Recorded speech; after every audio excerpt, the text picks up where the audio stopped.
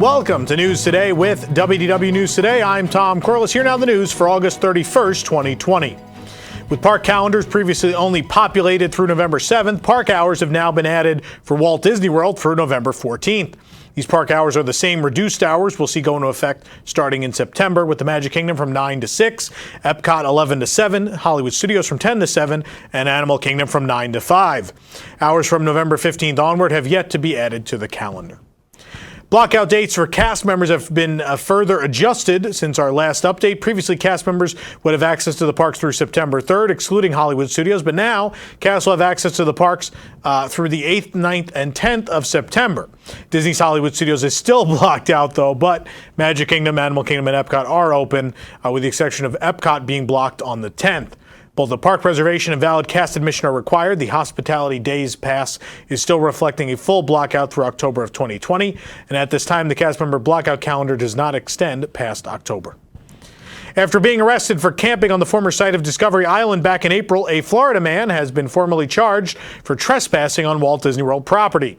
Now, WKMG News 6 has released video of the manhunt as Disney security and members of the Orange County Sheriff's Office trekked through the abandoned land in search for the trespasser.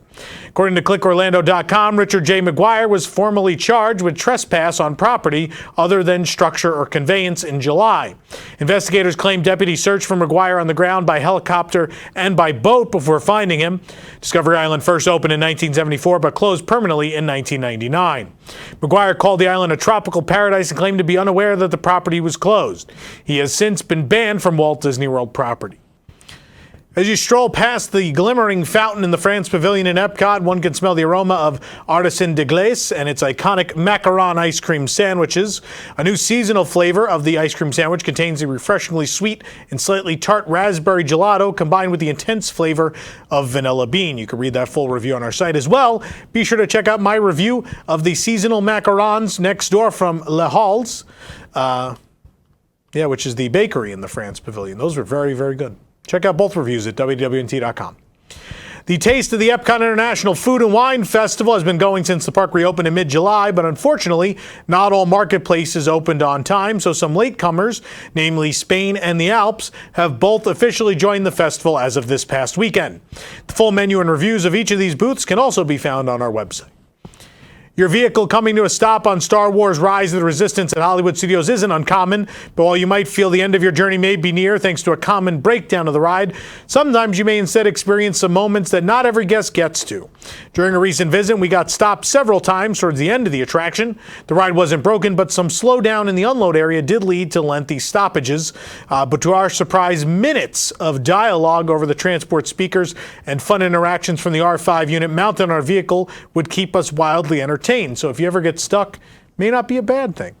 As you watch through the video right here on our YouTube channel, you'll notice our R5 unit has a few conversations with Finn, from figuring out how to open the doors on our escape pod to even haggling with him for better compensation now that he has delivered us safely. There's also radio chatter that comes over the speaker, providing fun developments that enhance the story of the ride. My personal favorite moment is when it announced that more escape pods had crashed on Batuu, and then, of course, just a moment later, 2 new vehicles would pull up behind us. It's a really fun touch. We've never been stuck in these long enough to hear these full spiels, but again, right here on our YouTube channel, you can watch all 7 minutes of R5's haggling and complaining and all this radio chatter. It's some really fun stuff. August 30th, many eager guests entered into Disney's Hollywood Studios ready to secure their boarding groups for Rise of the Resistance. Unfortunately, boarding groups failed to distribute to the My Disney Experience app at the 10 a.m. slot, the first of the day. This left boarding group distribution altered for the rest of the day. It was instead at noon and 2. This is not the first time Rise of Resistance has had issues with their boarding groups, but this was the first time that it just didn't distribute them at all. On top of that, this morning, the ride opened an hour later. They did distribute groups at 10, but the ride didn't start operating until after 11 a.m. So the problems continue to mount for this attraction. One of the selling points of Galaxy's Edge at Disneyland and Hollywood Studios was the land's deep immersion factor, completely enveloping guests into the world of Batuu. This extended all the way down to special metal gift cards themed to the currency of Black Spire Outpost, known as the Batuuan Spira. Sparsely available since last year, it looks like a new silver version of the medallion will be available at Hollywood Studios. The new silver version will be available inside Droid Depot starting September 1st, likely for a minimum of $100, just like the former gold version. The new packaging appears to be black with a new Arabesh lettering that reads, "May your deals go well" on the front, along with the BSO for Black Spire Outpost. The new version looks less weathered than its current gold counterpart, but can be used at any outlet that accepts Disney gift cards thanks to the barcode etched on the backside. The new silver Batuan Spira will be available again at Droid Depot starting September 1st while supplies last, and we do expect them to see at Disneyland after the reopening of that park, whenever that may be. Walt Disney World has announced the delayed reopening of Disney's Polynesian Village Resort. It will be sometime in the summer of 2021. The statement just released to travel agents today reads, quote, "As we continue to reopen additional Disney Resort hotels to guests, we are modifying the reopening dates for Disney's Polynesian Village Resort, which will reopen next summer. This schedule adjustment also allows us to complete some refurbishment work at the resort hotel, including enhancements to the Great Ceremonial House and guest rooms. We expect work to begin in early October and look forward to sharing more about these changes in the future. The villas and bungalows at Disney's Polynesian Village Resort will remain open. We understand the amount of planning that goes into a Disney vacation. We're reaching out to you about your clients with upcoming reservations that are impacted by these changes at least 4 weeks before their arrival. Our cast members will be able to assist with modifying their reservations to other Disney Resort hotels." Of course, the Polynesian was slated to reopen on October 4th after being initially postponed from August 12th. It's currently open with limited operations for those staying at the villas and bungalows, including some restaurants like Kona Cafe and as well Captain Cook's. This new reopening date has been added to the Know Before You Go landing page. Cast members, meanwhile, at the Polynesian have been informed that the monorail station will be temporarily closing at the beginning of October. We've seen a number of FAM, that's Facility Asset Management signs, blocking platforms at the bottom of the staircases, the emergency stairs to the station for nearly a year now. And given the stated enhancements to the Great Ceremonial House announced for the extended closure, we expect that some work will be taking place on the monorail station. Station is currently open with health and safety modifications, with all guests required to undergo temperature checks to board. Details on transportation options have since been updated for the resort on the Walt Disney World Know Before You Go landing page. Quote, "Bus transportation is available from this hotel to Epcot, Animal Kingdom, Disney's Hollywood Studios, and the Disney Springs area. Bus transportation will be available to the Magic Kingdom beginning in early October. Water taxis are not available from this Disney Resort hotel to the Magic Kingdom. Monorail transportation is available between the Great Ceremonial House and Magic Kingdom Park until early October 2020. The walkway to the Transportation and Ticket Center will remain open, where guests can access the monorail and a ferry boat to the Magic Kingdom Park. Monorail transportation is not available to Epcot." Even more new details surfaced regarding the extended closure of the Polynesian Resort, including a resort-wide retheme to the popular animated film Moana. In a statement to the Orlando Sentinel, Disney has confirmed the changes taking place inside guest rooms, including a new color palette and more. Quote, a Disney spokeswoman on Monday said changes to the rooms will include a move to a Pacific Ocean-inspired color palette, as well as details, patterns, and textures from Disney's Moana, an animated film that takes place on the Polynesian Isle of Motunui. Just earlier this year, the resort's popular Ohana restaurant debuted new carpeting featuring characters from Moana alongside Polynesian-inspired design. On top of that, we also found images of the test rooms. These are test rooms that apparently last fall existed at the resort. While we can't see inside, we see that there is a carpet outside that is brand new and features patterning very similar to Maui's tattoos. As well, there is some of that patterning on the sconces outside of the rooms. We see completely new doors and more. So a little taste of what's to come next summer at Disney's Polynesian Village Resort. We've all been collectively on the edge of our seats for the past 4 years, waiting for the Enchanted Tale of Beauty and the Beast, the new e-ticket attraction at Tokyo Disneyland, to open. We were so close to the April 15th opening day when the COVID-19 extended closure shut down the park for over 4 months, and now there's no set opening date.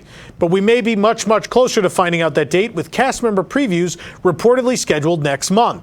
According to the anonymous Twitter user OLC_cast, who reportedly works as a cast member, cast previews for the new Fantasyland area have been scheduled for September 7th through the 10th. Unlike Disney and its cast members, the Oriental Land Company and their cast members are notoriously tight-lipped. Leaks rarely come out of backstage in Tokyo. Nonetheless, if this is true, the Oriental Land Company may be very close to announcing a public opening of the Enchanted Tale of Beauty and the Beast in the surrounding new Fantasyland area. Construction was, of course, fully completed during the closure, according to OLC's first quarter quarter financial report, and the expansion is ready for opening whenever the conditions are right.